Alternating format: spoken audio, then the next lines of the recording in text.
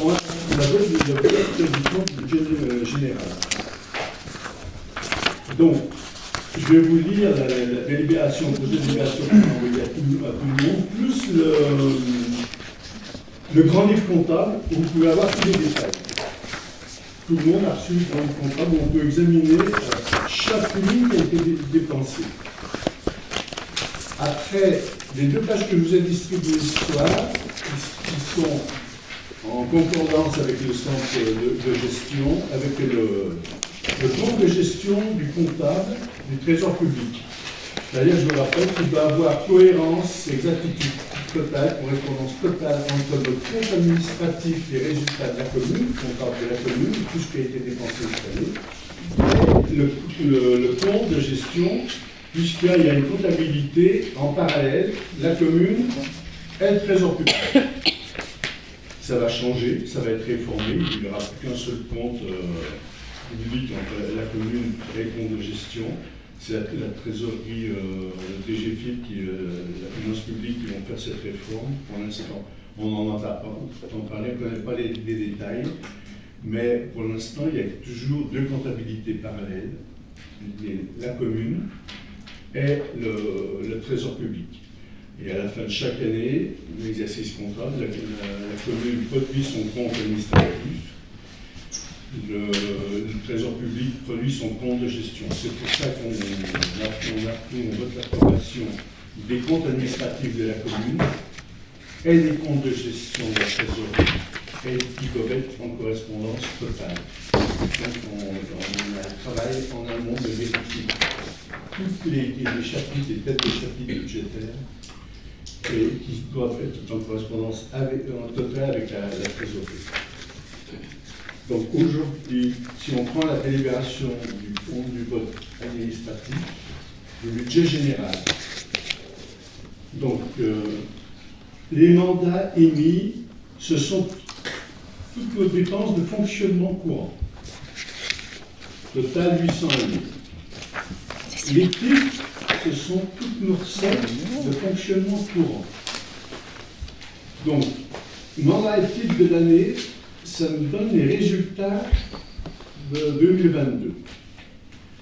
Donc, le résultat de 2022, mandat 801 203, titre 993 807. Résultat 192 604 40. Positif.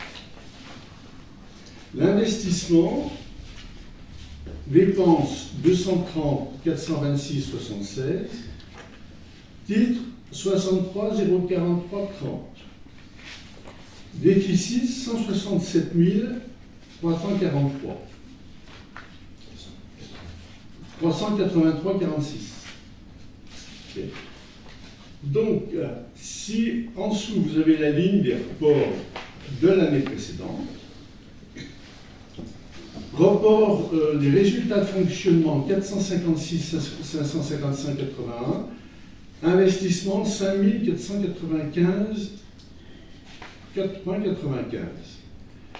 Donc la clôture du résultat Olivier 2022, on rectifie 2022. Ok. 2022. Donc fonctionnement, eh ben, on a un résultat excédentaire de 649 160,21 et un déficit d'investissement de 161 887,51 qui nous donne un résultat global à affecter de 487 272,70. Voilà. Le point positif, c'est que sur les résultats de l'année 2022, il y a un excédent d'environ un peu moins de 30 000 euros d'économie. Ces 30 000 euros d'économie est repris avec les excédents antérieurs, va rentrer dans la caisse totale et globale, et va s'ajouter aux excédents qu'on va dégager sur le budget 2024, qu'on va voter prévisionnellement en conseil municipal le 11 avril. Prévu. Donc, on va essayer dégager en plus une somme d'au moins 50 000 euros. Ces 50 000 euros viendront s'ajouter au 487 270. Donc on aura plus de 520 000 euros à budgéter pour le budget 2024. Voilà en gros ce qu'on pouvait dire. Après, tous les détails sont sur le grand livre comptable que vous envoyez tous. Et les têtes de chapitre sont sur les 2 pages que j'ai distribuées tout à l'heure. Voilà. Sur le budget général, est-ce que vous avez des remarques, des observations? Moi, j'en ai une. Oui. Le compte administratif que vous nous présentez repose bien évidemment sur le grand livre des comptes. On est d'accord? Comptable, oui. Grand livre des comptes sur lequel vous n'avez pas pris le temps de revenir lors de la réunion informelle du 6 mars. Donc, excusez-moi, mais à étudier en 3 jours, on l'a fait et on a noté 1361 actes comptables. Sur ces 1361 actes comptables, il a été relevé 320 rejets de mandat, soit un quart. Oui. D'accord? Moi, ma question est la suivante, et c'est la même que la précédente concernant la MPO. Que comptez-vous faire? Que comptez-vous mettre en place pour rectifier ces nombreuses erreurs? Un suivi comptable plus serré avec le trésorier payeur et son mandataire qui est représentant, qui est interlocuteur de la trésorerie vis-à-vis des collectivités pour traiter en amont les défauts d'imputation comptable déjà bien s'actualiser sur le plan comptable. Chaque année, le plan comptable est nouveau, il convient d'en tenir compte, donc de l'éditer, et le secrétaire général doit l'avoir à côté de lui sur son bureau, parce que chaque année, il y a des comptes qui changent, les imputations comptables changent, et on procède trop par habitude pour imputer des comptes comptables à des dépenses qui n'en sont pas, qui ne correspondent pas.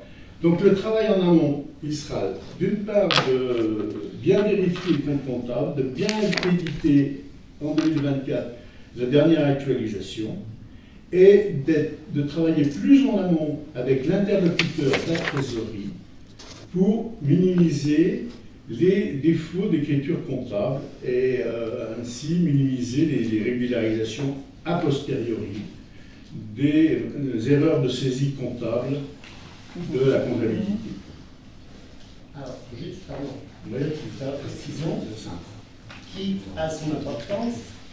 Nous sommes passés d'une trésorerie à une autre. En janvier, en 2021. En janvier 2022, on est passé à une autre. Ce qui fait que, 1, on n'a plus les mêmes interlocuteurs. 2, ils ne lisent pas l'instruction L14 de la même façon.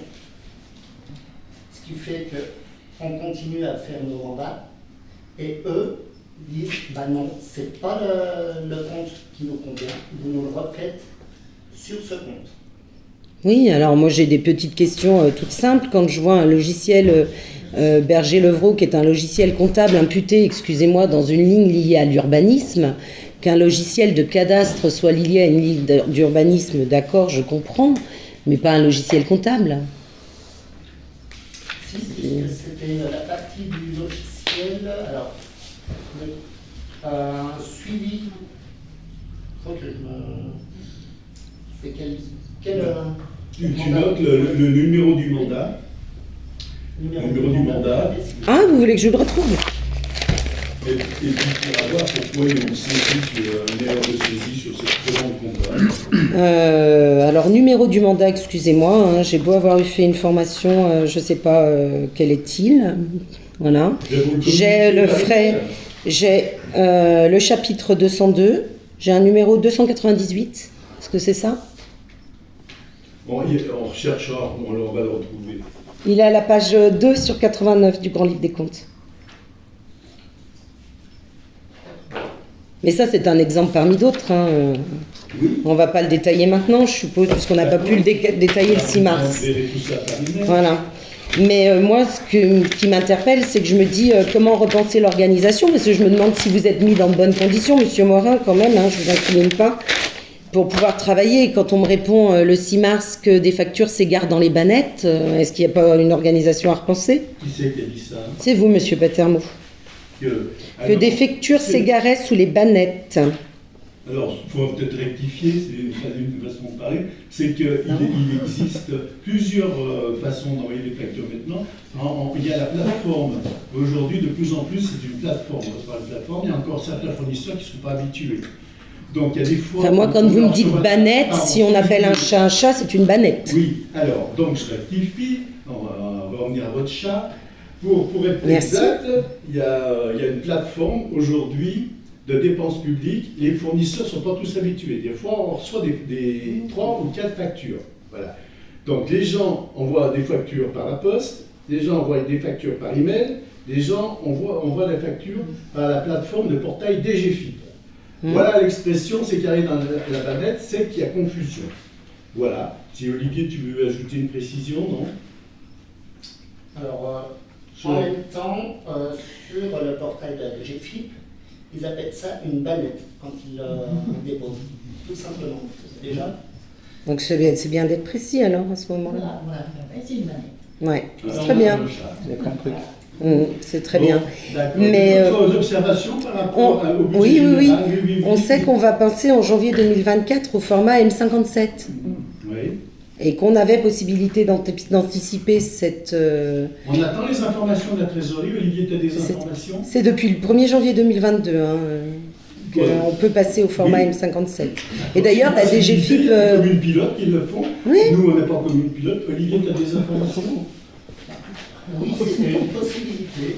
C'était chaque commune de choisir. Non, ça va être une obligation en janvier Oui, 2024. c'est une obligation. Voilà. 24. Eh bien, on reviendra aux obligations. Bah, il faut l'anticiper peut-être. Ouais, alors. oui. Alors, Des fois, ça ça fait c'était long, uniquement au 1er janvier le passage. Oui, mais on peut déjà préparer et savoir quelles sont les différences entre le M14 et le M57, même si on sera en M57. Obligatoirement, il va y avoir tout au long de l'année des réunions d'information. Tu as déjà des informations de la DGFIP là-dessus? Non, pour le moment. Et ils sont pas prêts, ils n'ont pas fait un calendrier d'information encore.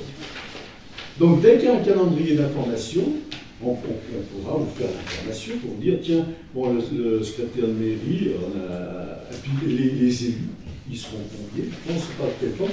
Ça dépend de la DGFIP. C'est la DGFIP qui met en place, pour tout le monde, la trésorerie publique, la direction des finances publiques. Donc, on prendra les informations au fur et à mesure qu'elles arrivent. Voilà. Après, vous pouvez vous renseigner un peu avant aussi pour prendre connaissance quand même, Oui, mais pour je peux éviter pas d'avoir une anticiper- médiation après sur la Je peux comptabilité. pas anticiper le Oui, trésor public, payer c'est une lui qui médiation. décide le plan comptable Oui, de oui. lui. Non, mais après le M57, Je ne peux pas inventer un plan il existe, comptable qui vient du trésor public. le M57 Alors, on attend existe les depuis informations longtemps. du trésor public. Sur des grosses On peut juste espérer des chiffres un peu meilleurs pour les rejets de mandat pour l'année Oui, prochaine. Mais voilà. tous. Ben, Merci. bon, à un C'est moment, ça. oui. On espère tous. Oui, ben, Merci. On vous fait confiance. Oh, voilà. Oui. C'est gentil. Oui. Je suis pas avec Sport, Olivier, bien c'est- sûr. Ah non. avec Olivier. Merci. Bon, d'accord. Est-ce qu'il y a-t-il des abstentions des votes? Mais on vote le budget, là. Le compte administratif. Vous ne devez pas sortir, normalement. Si. Alors, en l'absence de Francis, j'ai trop l'habitude, parce que Francis, c'est le premier adjoint aux finances, donc c'est lui qui présente, et c'est lui qui, au moment de voter, dit que voilà, le maire ne doit pas être présent au vote du compte administratif. ben, oui. Hop. Alors, voilà, je fais ma sortie, et voter. Donc, Cathy, tu notes les abstentions, opposition et vote pour, et voilà. Quand c'est fini. Alors, est-ce qu'il y a des abstentions pour le compte administratif? Non.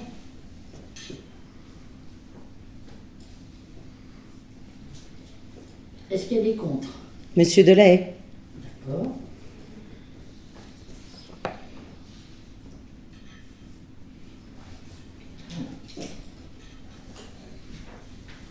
Refus de vote. Refus de vote. On refuse de voter. Moi, je n'associe pas mon nom et ma responsabilité d'élu à ce compte administratif. D'accord. Dans un principe de prudence, au regard du nombre d'erreurs Tous les trois?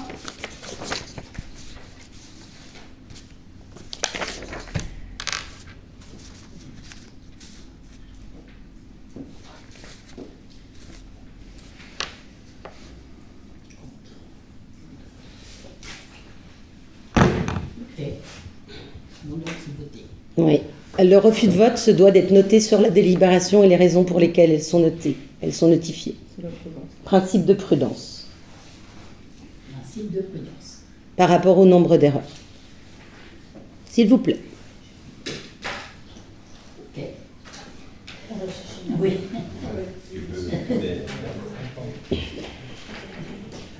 Merci. Alors, le T, nombre de voix contre, nombre de voix pour. Abstention, donc je note Une abstention. abstention. Une abstention. D'accord. Une voix contre. 3 refus de vote.